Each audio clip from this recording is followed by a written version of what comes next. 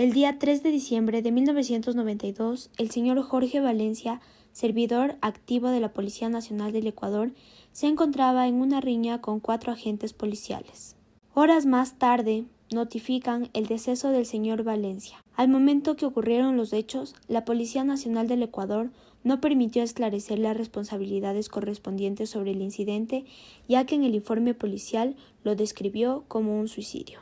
23 años después, la Corte Interamericana de Derechos Humanos, el 19 de febrero del 2015, somete el caso Valencia Hinojosa y otras en contra de la República del Ecuador por la violación del derecho a la vida del señor Valencia y la violación al debido proceso, el cual se vio truncado debido a la falta de una investigación exhaustiva sobre el uso de la fuerza de los agentes policiales por parte del Estado. Conforme a los principios internacionales, como sujeto pleno del derecho internacional, participa el Estado de Ecuador, quien tiene responsabilidad internacional en este hecho ilícito por no implementar las medidas necesarias en su jurisdicción para proteger la vida de sus ciudadanos.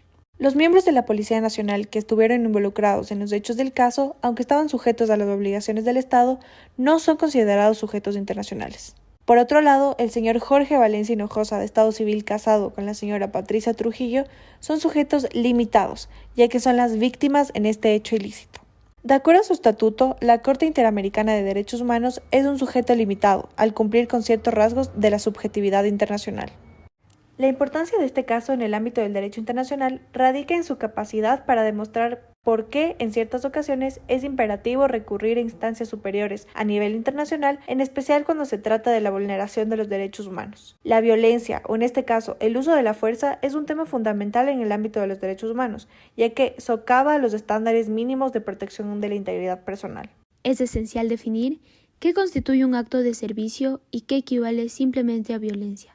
Para abordar esta ambigüedad y falta de exploración en la legislación ecuatoriana, se requiere la intervención de un órgano superior, ya sea a través de normativas de carácter vinculante hard law o recomendaciones soft law, para arrojar luz sobre este asunto tan complejo como es la conducta reprochable por parte de los agentes del Estado. En la audiencia del caso, la Corte Interamericana de Derechos Humanos está integrada por Roberto Caldás en su rol de presidente, Eduardo Ferrer MacGregor como vicepresidente. Como jueces tenemos a Eduardo Biogrossi, Humberto Antonio Sierra, Eugenio Raúl Zaffaroni y como jueza a Elizabeth Odio Benítez. Además, tenemos presente a Pablo Saavedra como secretario y Emilia Segares como secretaria adjunta. En primer lugar, respecto a las excepciones preliminares, el Estado interpuso 2 de ellas. La primera siendo la inadecuada aplicación de la justicia internacional del sistema interamericano como cuarta instancia, porque el caso fue sobreseído por los jueces de distrito de la Policía Nacional, sin avanzar a las otras 3 etapas como lo son. La primera, los tribunales del crimen de la Policía Nacional; la segunda, las Cortes Superiores; y la tercera, la Corte Suprema de Justicia de la Policía. Así como la violación al debido proceso en el trámite en la CIDH, la primera y la segunda excepción fueron desestimadas por el tribunal, por cuanto la Corte Interamericana de Derechos Humanos no es un tribunal de cuarta instancia, sino por el contrario se encarga de velar por los derechos de las personas que acuden en búsqueda de justicia en el ámbito internacional cuando se han vulnerado sus derechos en la justicia interna. Y la segunda excepción, por cuanto la alegada violación al debido proceso en la primera fase en la CIDH no fue motivada. El instrumento que se usaba para administrar justicia en el momento de los hechos era la Constitución de 1978, constituida durante la dictadura militar, en la que se mencionaba que los miembros de la fuerza de la pública gozaban de un fuero especial. Inicia la audiencia con la declaración juramentada de la presunta víctima, la señora Patricia Trujillo, esposa del señor Jorge Valencia. Primero, narra los hechos del caso de aquel día y segundo, pide que se esclarezca el caso y que la verdad salga a la luz, ya que ha sido víctima de constantes amenazas por parte de agentes policiales del Estado. A continuación, el perito Juan Pablo Albán se pronuncia sobre la competencia que otorgaba la Constitución ecuatoriana a los tribunales policiales y su alcance frente a las violaciones de los derechos humanos. También observa la subordinación al Poder Ejecutivo, ya que no garantiza las características de independencia de un mecanismo judicial en un Estado democrático.